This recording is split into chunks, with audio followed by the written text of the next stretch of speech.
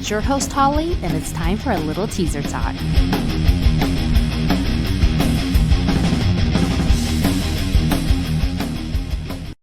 We're here, day 2 of Louder Than Life. I'm here with the guys from DED. How are you guys doing? What's up?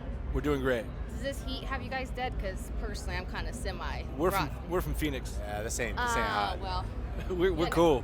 I feel that. Okay, so we were joking before we hit record, but now I'm like, yeah, let's record. And also let me get me a little bit in there again. Yeah, okay, get you in there. So, like I was saying, you guys have seen 2 Girls, 1 Cup. This is 2 guys, 1 mic. Yes. Yeah, it sure is. Yep. And it's one of those things where I'm like, it's one of those impactful moments, like core memory, where I'm like, I remember where I was when I watched that. Yeah.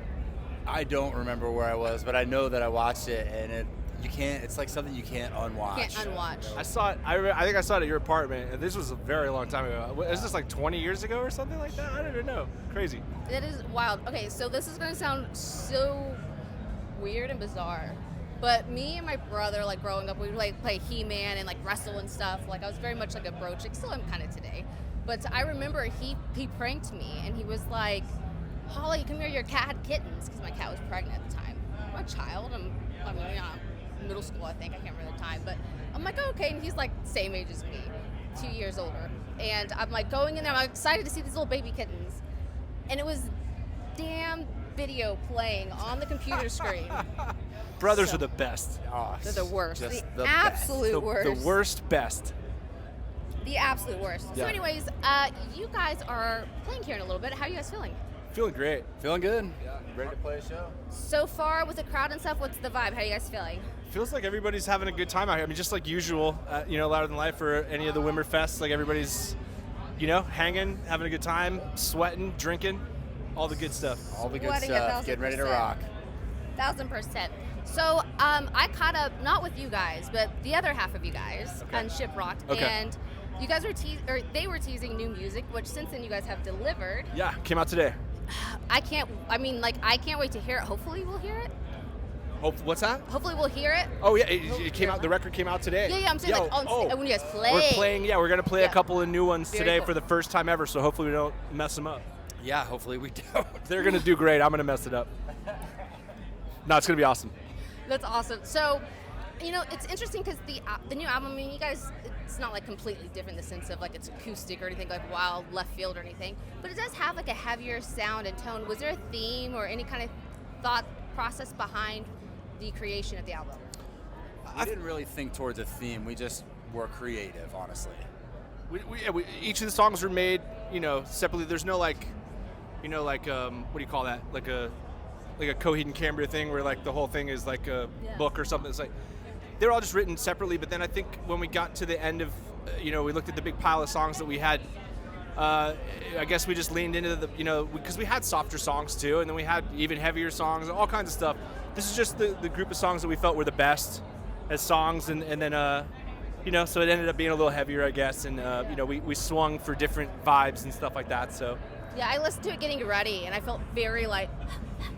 So if my eyebrows look a little angry today, it's because of you guys. That's what's up. Hell yeah. Yeah. At least I don't look like a clown. Hopefully not, anyways. That's awesome.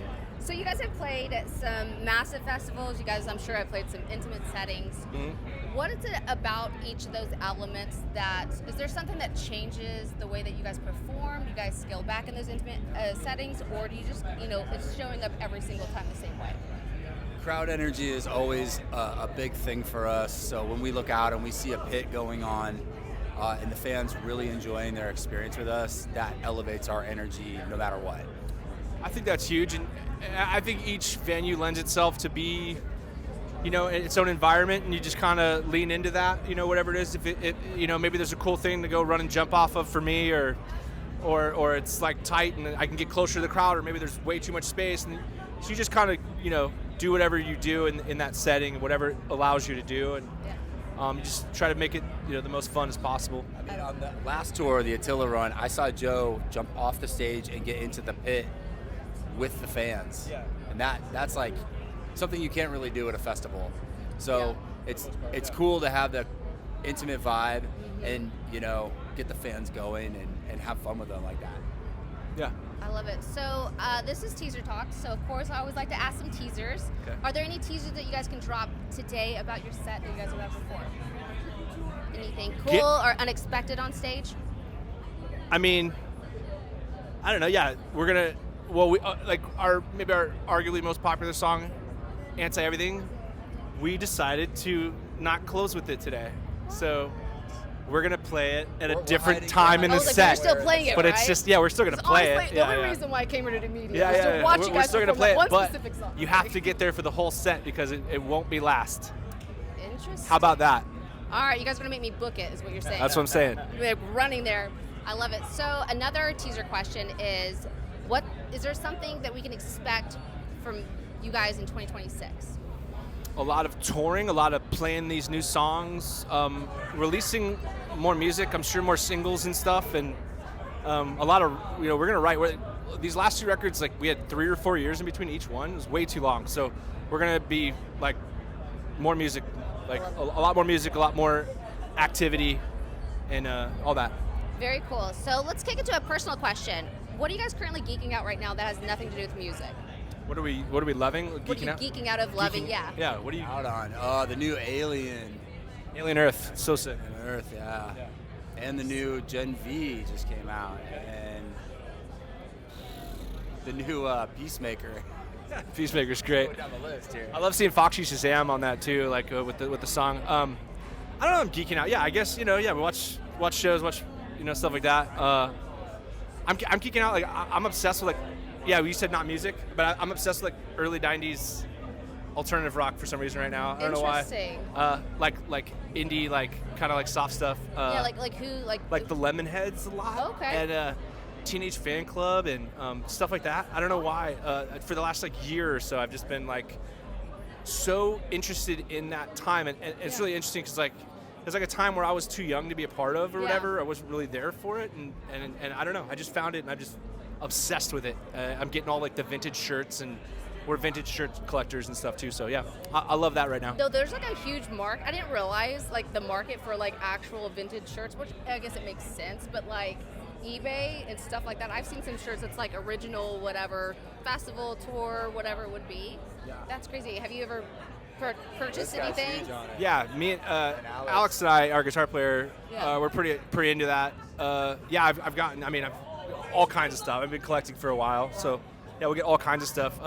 And then we'll flip some stuff, whatever it is. So it's a fun thing. It's or we'll gift it to somebody. You find someone who's a huge fan of something, yo, check it out. I know Alex got Randy from In This Moment a super sick.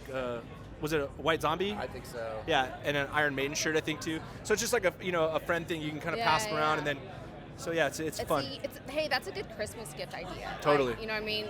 That's cute, your scented candle, but check this vintage 90s tee. Exactly. That's awesome. Love it. Well, thanks guys so much for chatting and hanging out. I can't wait to see everything, and I have to get there early, it sounds like, so I can make sure I don't miss one of my favorite songs. Cool. Yeah, get there. Thanks so much, and I will catch you guys later this evening. Thank you. I hope you enjoyed this episode of Teaser Talk. Head over to teasertalk.com to subscribe so you don't miss out on another episode. Until next week, keep rocking.